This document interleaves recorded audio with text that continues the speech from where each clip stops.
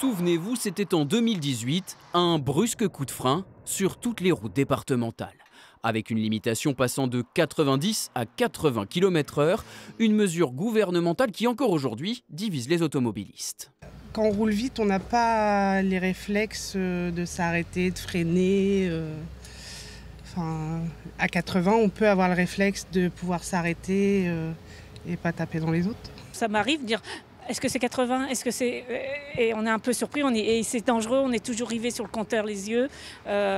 Oui, c'est vrai que... Et pas sur la route ? Et pas sur la route, et c'est un risque aussi. Il y a des routes à 80, à 90, on ne sait pas, en fait, on s'y perd. Donc pour moi, il faut mieux remettre tout à 90 et puis voilà quoi.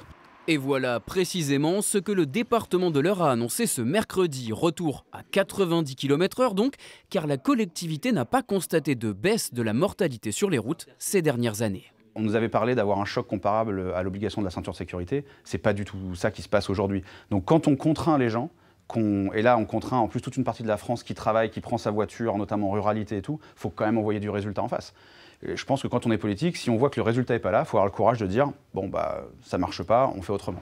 Réaugmenter la vitesse sur les routes, une décision dangereuse pour les associations de prévention routière.